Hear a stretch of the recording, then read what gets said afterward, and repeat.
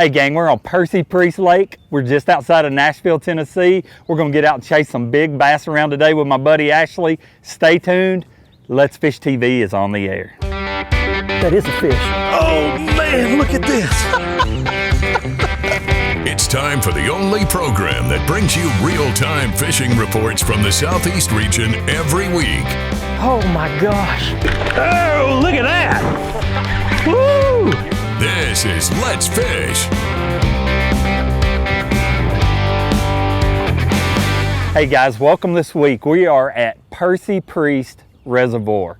It is about 10 miles east of downtown Nashville. Makes it a pretty crowded lake in the summertime, but it is one of the better fishing lakes in this part of the world. It's about 14,000 acres, and it was impounded in 1967 and has just been a source of enjoyment for the Metro Nashville area. I'm gonna be with my buddy today, Ashley Hayes. Ashley and I, we go way back, really good fisherman. He's a local guy here, but he catches them everywhere he goes. But speaking of catching them, we're gonna get you all the information you need that's relevant to your local region from your inside reporter. And today, we're gonna be fishing out of this low Stinger 198. It's rigged out with all the good stuff, the Lowrance, the motor guide, the power poles. So we're gonna get this low put in the water and we're gonna get ready to go. While we do, I'm gonna send you back to the studio so you can get your weekend planning. Hello everyone, thanks so much for stopping by. The Saloon Tables are predicting fair game fish activity both days this weekend. Look for those prime daytime hours to begin in the afternoon around 4:08 on Saturday and 4:39 on Sunday, with early morning action kicking off at 3:43 on Saturday and 4:14 on Sunday. Depending on your area, expect the sun to rise around 6:46 and set around 8:18. This weekend will display a moon that is 83% visible. We're coming right back with fishing reports from all throughout the area, plus I will return with Bassmaster Elite Angler Micah Frazier on this week's Ask the Pro feature. Stick with us. Guys, I hadn't been on Percy in years. I used to live right over there. Fell in love with this lake when I lived down here, when I used to fish it all the time. But I haven't been here in a long time, and wanted to come down here and shoot a show because it is an incredible fishery. And when I got ready to head down here, I was calling one guy and one guy only. This is Ashley. Ashley, tell us a little bit about what's going on here, kind of what you expect we're going to do today. Well, the lake's been fluctuating up and down with all the rain we've had. It's going to be overcast today. It's supposed to get up to 84. We're going to catch them on Carolina rigs. I look forward to a great day. I'm looking forward to it too. We're going to send you to commercial. We're going to run down here to our first spot and we'll be right back with you. Let's Fish TV is proudly backed by Motor Guides Tour Pro, cable steer motor with GPS anchor, Waypoint Marine, the Gulf Coast's leading saltwater boating specialist, Strike King, Taiwan On, and by Low Boats. Welcome to Low Country. You know, the key for today is transitions.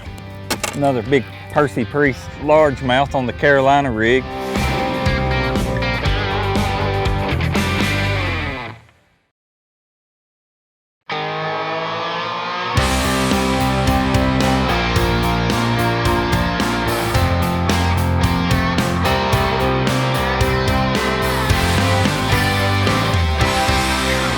Hey guys, welcome back to Percy Lake, just east of Nashville, Tennessee.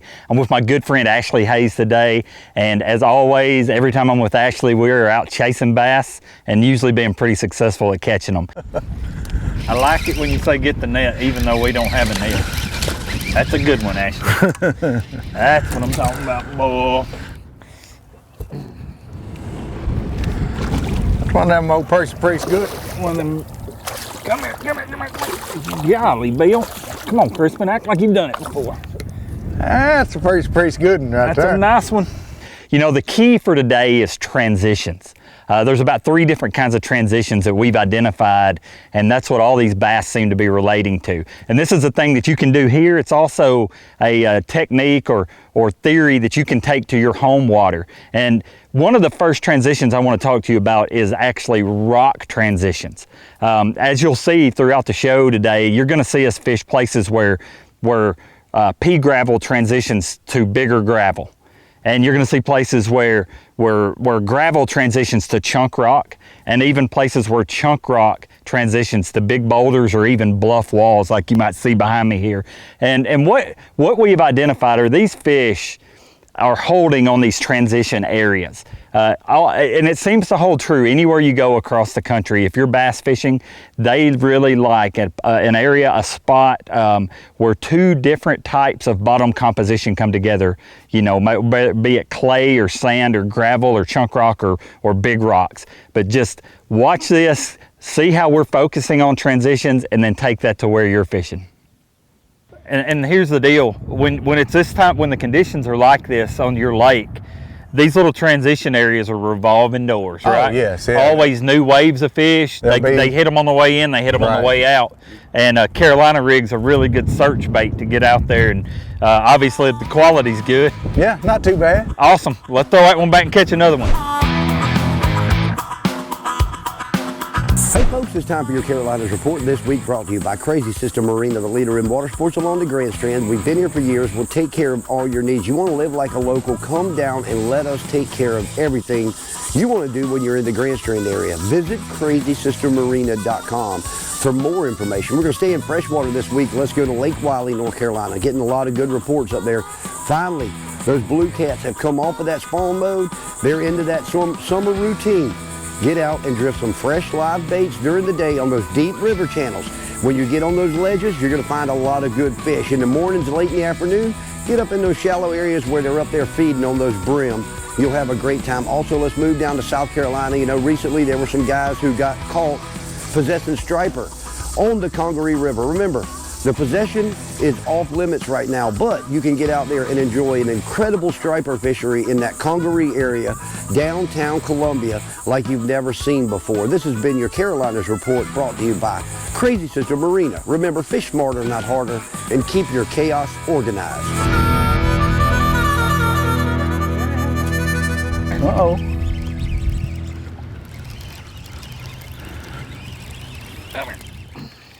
Decent one too. Yeah, pretty good one. Oh, yeah. Watch me. Watch me get on. You did what I did. Contagious. Yeah. Yeah, he ain't as big as I thought he was. Well, he's nice, though. But he ain't bad. Nice, nice. Another big Percy Priest largemouth on the Carolina rig. You know, if I could give you one piece of advice, one thing that I think has just changed Carolina rigging, well, let me go with two things. Number one, the fluorocarbon leader. Yep. I think it's a must. You know, for years we all thought we needed a mono leader because it helps our bait float, but I promise you they'll find it with that fluorocarbon leader. Yeah. The most important thing that you can do when Carolina rigging is to put a tungsten weight on there. Right. You know, this Strike King Tour Grade, let me see that thing. That Strike King Tour Grade tungsten weight, if you can see it right there, it's a cylindrical, kind of a barrel-shaped weight. It's not as bad to hang as something that's got a point that'll get down in a crevice. Goes through everything pretty good. Goes through everything pretty good, and it's a lot of surface area. And with tungsten being denser than lead and all that surface area right there, you just feel every little thing. And I literally felt it come off of a big rock onto some smaller gravel, right. And that's when that fish bit it. And you can't do that with lead. I know, and I'm just going to say this, just a little tip. Works well for me. Sometimes, you know, I use an ounce, but I'll use 2 halves a lot of times to give it, because this tungsten makes a lot of noise. Yep. And people don't realize that. It's like a clacker. And it works real well. Draws them to you, bait. Try it sometime. Try it sometime. There you go, folks. Carolina rig tip of the day. I'm going to turn this dude back. Go back here and get big. Come on.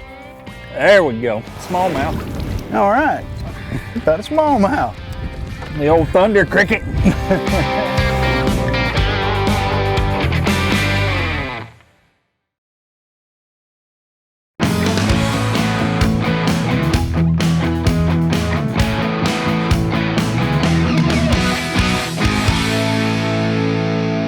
You know, we're out here on Percy Priest today. We're bass fishing, and we have dialed it into transition areas. There's a couple of types of transition areas. The first one I talked to you about would be bottom composition. That's rock, you know, the different types of rock and where they meet. But another often overlooked transition area is watercolor. On a lake like Percy Priest, or maybe your home lake, oftentimes you'll have different areas of the lake will have different water clarity. Smallmouth. All right, got a smallmouth. The old thunder cricket. Pretty smallmouth. Not the biggest one, not a baby either. Let me tell you a little bit about what just happened here. So we went back up the lake. Percy Priest, I'm gonna put this fish back here real quick.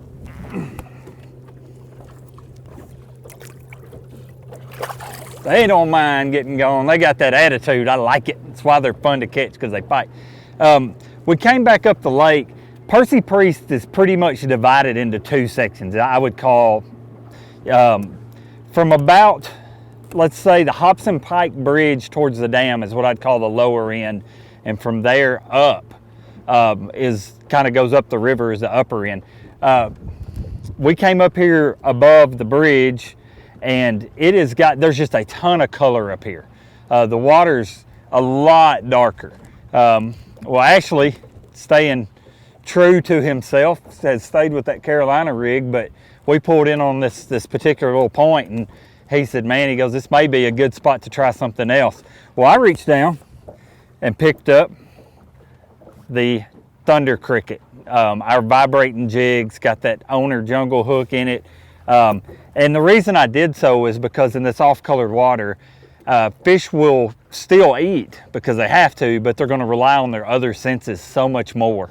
And that thing just puts off a ton of vibration. Usually up the river, the upper end of a lake will have more color than the lower end, but there's almost always an area or a transition zone where those two water types meet. And what you get is a difference in water clarity, a mud line. That's very common, and it's caused by wind blowing on a bank or perhaps boat traffic. But where that muddy water stacks up against the bank and it meets the normal color of the lake water, you can see a visible line down through there. And what happens is your bass, being predator fish, they will get in that murky water and actually use it as an ambush point into that clear water when bait fish come by, or if best case scenario, when your bait comes by. So don't overlook water transition areas in your bass fishing.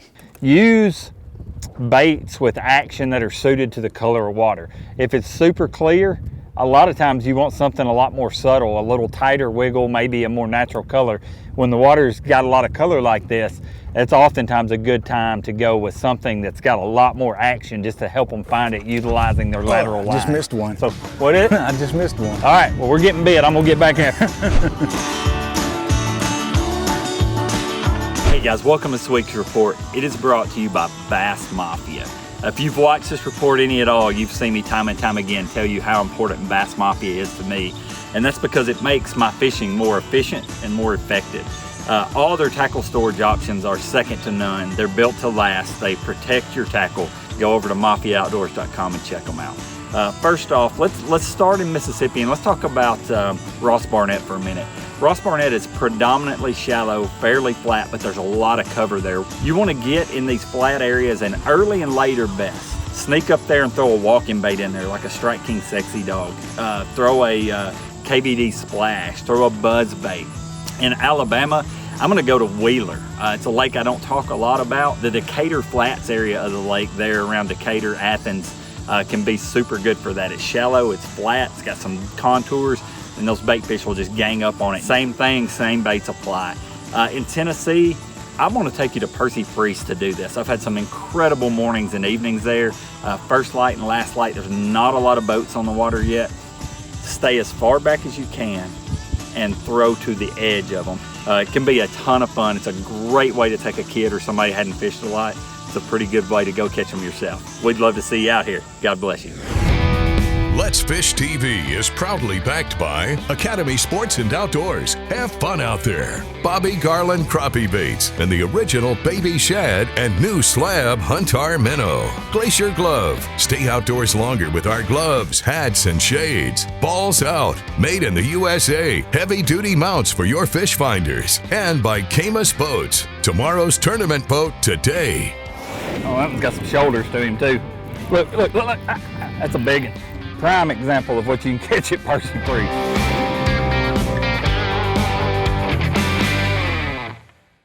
Hey guys, thanks for watching. If you want to see more fishing tips, how-to videos, big fish catches, and full episodes of our Let's Fish TV show, be sure to subscribe right here to our YouTube channel. You can also like our Facebook page and follow us on Twitter. Good fishing out there.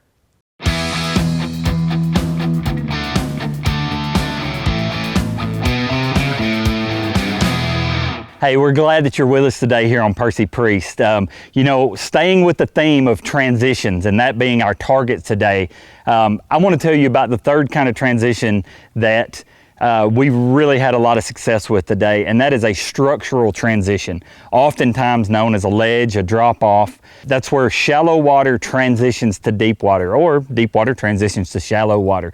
But essentially what it creates, as in every other type of transition, be it rock transitions or watercolor transitions, it oftentimes what you're creating is an edge, and bass love edges. They tend to hang out when they're not feeding out off the deeper side of an edge, and when they are feeding, they move up to the top of the edge. That's when they seem to be more active. And your bait fish, if you watch your electronics throughout the day, these Lowrance electronics, you'll see them do the very same thing. When they get active, they get up on top of that ledge. So don't overlook structural transitions where the bottom changes depth. We caught a couple of big largemouth like that on spots just like that today.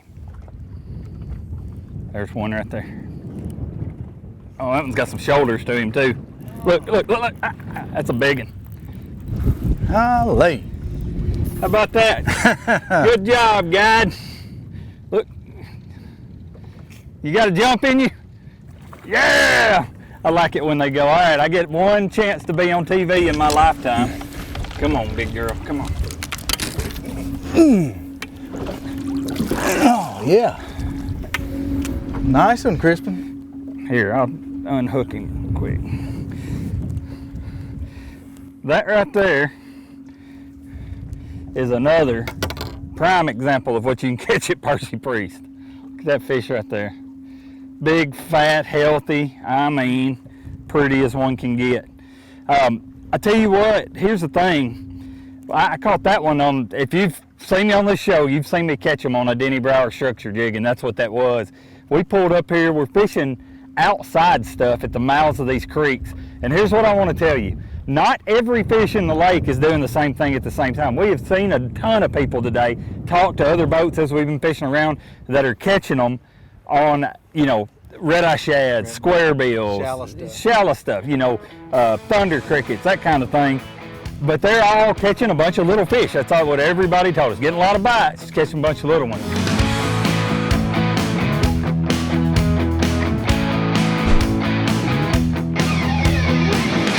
Hot weather in the coastal south is making for dawn, dusk, and night fishing, which has been spectacular inshore and even some stuff offshore too. I'll be back in just a minute with all the details, but first this from our good friends at Foreshore Transportation.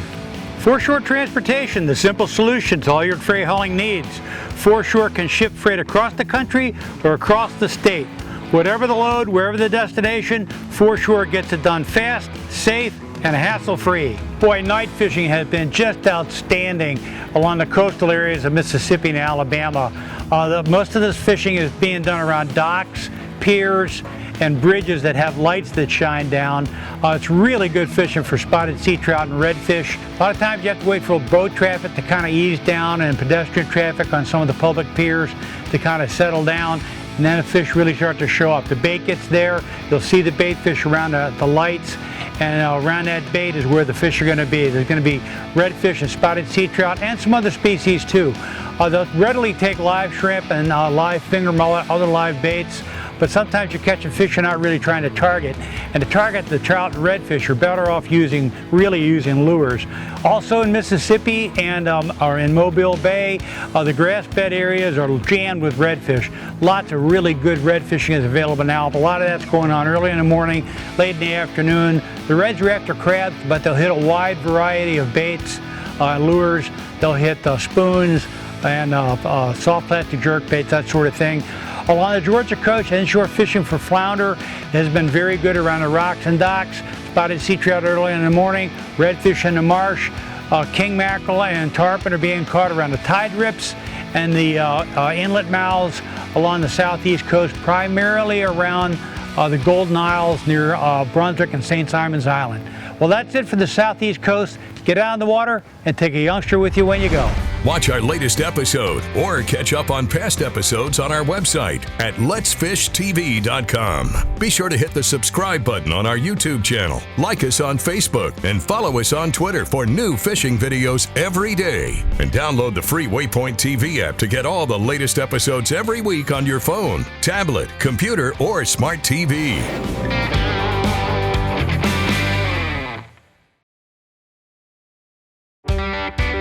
Let's Fish TV is proudly backed by Mercury, Go Boldly, Lowrance, America's #1 fish finder, Lose, Feel the Difference, and by Gulf Shores and Orange Beach, Alabama. Get our free fishing guide at orangebeach.com. Welcome back, everyone. Let's get right to your Ask the Pro question for this week. Curtis wants to know, what is the single best technological improvement in fishing in your lifetime? For an answer, we asked Bassmaster Elite Angler Micah Frazier. Probably just the advances in our graphs. You know, Lowrance and all the manufacturers now have such great technology. We can see stuff to the side and in front of the boat and mark a waypoint on it and go right back to it. Just so important for what we do. Use it every day. The mapping that goes into these things, the time they've spent on the water, you know, creating these 1-foot contours where we can see exactly what's on the bottom. Lowrance has got the new C-map mapping. It's been just crucial for what we do. Thank you, Micah, for sharing your insight. If you want some help from one of the pros, simply go to letsfishtv.com and follow the Ask the Pro link to submit a question. Now it's time to find out who wins this week's Big Catch of the Week. Hey guys, it's time for this week's winners in the Big Catch of the Week contest. This week's winner is Chip Cranford of Boiling Springs, South Carolina, with his 8-pound 1-ounce largemouth bass. He caught it Lake Jocassee. To enter the contest, go to letsfishtv.com and click on the Big Catch box on the homepage and follow the instructions. You can have your very own big fish shown here on our show. Here's today's Right Stuff, presented by Academy Sports and Outdoors. Hey guys, I want to take a minute and tell you about the gear you need to do what you saw Ashley and I do out here on Percy Priest today. I want to touch real quickly on this Carolina rig setup as we did most of our damage with it. My main line was the Strike King Tour Grade braid. I like braided line for my main line on a Carolina rig just for the sensitivity, no stretch. I can get a good hook set on a long cast. And then I used a Tour Grade fluoro leader. There again, it's got pretty much invisible qualities, very low stretch, just a great combination. But the thing that I think is the most important when you're Carolina rigging, outside of perhaps your rod setup, is this Strike King Tour Grade tungsten weight. For years, we all Carolina rigged with a lead egg sinker, and it was kind of the gold standard. When tungsten came around, it changed the game. I can drag that Carolina rig around, I can feel where the rock changes, and so many times those little subtleties are the key to really honing in on where the fish are and maximizing your bites. Another thing is I want to touch on real quick is this low Stinger 198. So many things about it make it where it is a great fishing platform. It has 83 feet of deck space, square feet, 83. It is gigantic. When you're slinging those Carolina rigs, Ashley uses a leader about as long as I am, and that deck space comes in really handy when you got two guys slinging a Carolina rig around. So anyway, that is the gear you need to get out there and get after them on Percy Priest. Hey guys, thanks for hanging out with Ashley and I today out here on Percy Priest Lake. We had a ball. We had a good time. We always have a good time together, and we hope you did too. Hey, take what we learned today. Go to your home lake, come here, but key on those transition zones and catch you a big old sack full of bass. Barry will be back with you next week. Until then, I'm Crispin Powley. God bless you.